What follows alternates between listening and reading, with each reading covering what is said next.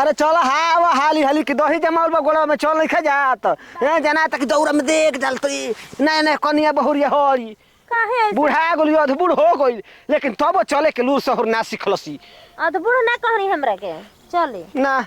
बुढ़ाई नहीं खुजावा नहीं तो बाड़ू बुझा तक अब फिर पैदा करे के बा। अच्छा ये बता तू बुढ़ाई नहीं खी तो कितना आदमी के पार कर सकेली ई का कहतनी जी रौरा हमर पति है तो हम रौरा के पार करके सब के पार कर दे। अरे बौरा कहीं का साफा खो से खत्म गो से गायब हो खाना बना के खिया के को आदमी के तू पार कर सकेलू 50-60 आदमी के पार हाँ ई न भइल बा त तू दूसरे और लगाओ तोर दिमाग हां है देख हेलो सुन देख देख देख गलत गलत सोचबू त का करबू ना बढ़िया तो भइल बा हेने पुअर से छीटल बानी हेने छीटल ही नहीं खी त जाना तलू होनियो नहीं खी छीटल ए कमजोर रहला हरे के त हेनिया छीट दी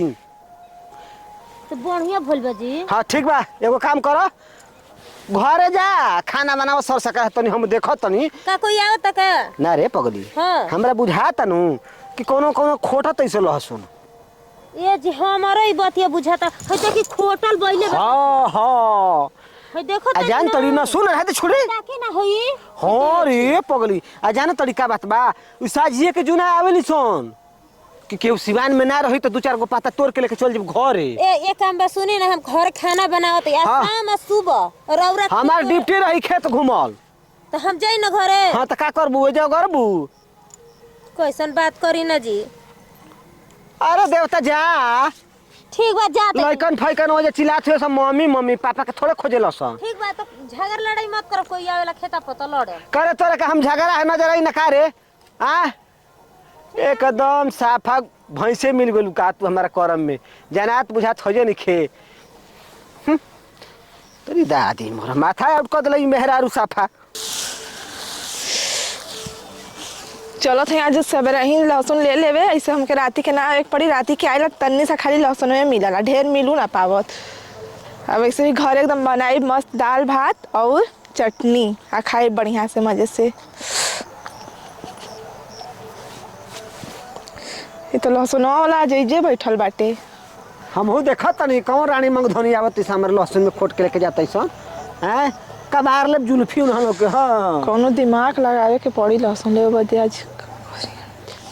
केतना मेहनत से ससुरा हम एकरा में भूसी छिटले बानी कि हमर लहसुन में डाई के जरूरत ना पड़ी भाई तोर माई के कौन है रानी भूकंप तू है का रे हां का हो एगो बात कही अरे कह का कहल चाहत नहीं एगो बात कही कह 2-4 गो बात कह देबा का आज भर बस दे दा मारा मुंह लाल हो जाई तुरंत ले जहां ऊंच बता खाल हो जाई छुनर कहीं का कहते रे कहता है कि आज भर खाली दे दा फिर ना आई त का लेबू ना हो उहे आ तोरी माई के का कहती है उहे रे आ एकरा त तनको जनात बुझात होजे नहीं खे ई साफा पैदल चल के आइल बे का बुझा तक खेत छोड़ के भागे के पड़िए जाले ए तो का चिल्लात हुआ अरे कैसे कर थई रे तो दे दा ना हमार शादी ब्याह हो गेल बा हम ना दे बाक दादी मर जाले पकड़े एक सगले तो तोहरे शादी ब्याह से काम मतलब हम ना कहानी के मतलब हमर मेहरार बटले बे तार काहे के दी हां और तो हम काम आगत हई हो हां त तू नावे नहीं की धरत के काट रख चाही नमवा का रहल भुला गेली ए काले बितुरे जो ए जाले सोच हई हाय लहसुन मा हां लहसुन आ तोरी माई के ये कहले नु हम के लहसुन चाहत बा हां तो आज भर दे दे लहसुनवा हां लहसुन चाही ये कही बात पर देही का हमारा के तू देबी तो देबी नो लाज ना लगत का तो के कुल बोले में आए हे तो बूढ़ ठेल हो गल हुआ हमके कछुआ की देबी ना अभी हम तो जवान हई और तू कहां बूढ़ा गल हुआ बूढ़ऊ कहीं बाप रे बाप कहां से कहां चल गेल रे अरे पगल मार दे बता दे थई बूढ़वा कहीं का उल्टा सीधा सोचलू है रे तोरा के बताओ तो ई बता तोरा घरे भैंस लागेली सो हां दही वही तो भेटाते होई हां तब का जान तो पागल राम खिचड़ी आवे वाला बाटे आ खिचड़ी के दिने हमरा के दही दे दी 5 किलो चूरा दही तबे नु खाईबू तो ऐसे ना बोले के चाहिए कि दही चाहिए तो कहां थोड़ा दे देबो का चाहिए आ तो तू कैसे लहसुन के बारी कहत रू के हमरो के दे दो आजे भर दे दो अपना के नहीं को और कहत तो तरह जैसे को तैसा जैसे तू कल वैसे हमहू कह देलही त कौन खराब कोली तो हम नमवा भुला गए रहनी हाँ हाँ तो हमहू याद परत पर है ना जनते बाड़ू कि दही के आजकल कितना भाव बढ़ गइल बा ठीक है बा तू जितना लहसुन ले जाए के बा ले जो जानली आ लेकिन हमरा के भाई दही तू दे दियो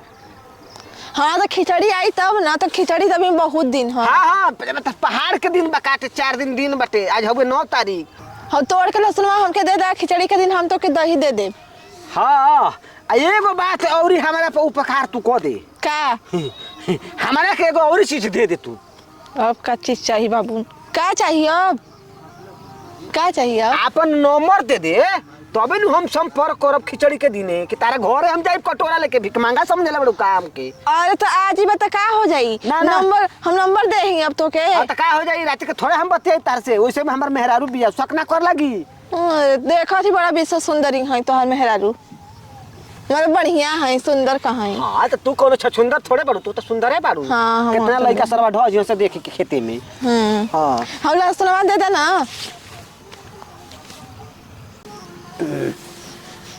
कहाँ बड़ी रे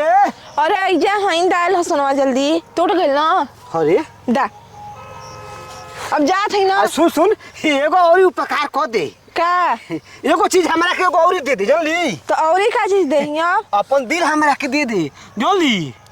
कर नतिया मुआना तो से कभी काम मग दे कि दही हमके चाहिए फिर नंबर चाहिए अरे वही का दिल आ गइला तू हइले लहसुन अपन ठीक है ना हमके ना चाहिए ऐसा लहसुन और लोग गइला हमर गली में तो बोटिया बोटी कटवा दे जा ना जा हट आवत लहसुन ली हम तो मेहरुआ से जाके भैया कहत कि बुढ़ा गेले अपन से ऊ ना देखत हुए उमर हम तो दिल में आइले बानी तो नतिया कहीं तो के हम नंबर देही अपन सठी आइल थोड़े बानी जो भाग जो ना दे दिल तो जो सब कोई नतिया लाठी ला मार। अइहा मत हमरे ओरी हम बता बातें दे ऐसे मार दे कि झाके ना आइबू हो हां जय भी कि आई भी तू देखा कर तोर कुल नतिया के लहसुनवा तोड़ के ए दे त दे जा न त बहिने कबार दे तारे के होश में हो जाइबू पागल आइबू त हां ढेर भाई बड़ू चल हाक तू के दादी मरी जानत कि हम ही तेज बानी हम जानत न के एकरा घरे भैंस वैस होई रे के दूध दही से भेंट ना होई हां ई सोचते के भुलवा दे भुलवाइबू कैसे हो हम भुलाए वाला बेचारा थोड़े बानी कि दूध पिए में भुला जाई बिने पुल धर के त धर ले कुछ और है चलो हो गइल चोर के पता लाग गइल ये चट्टी न लिया रोज रे छोरावत रहलियो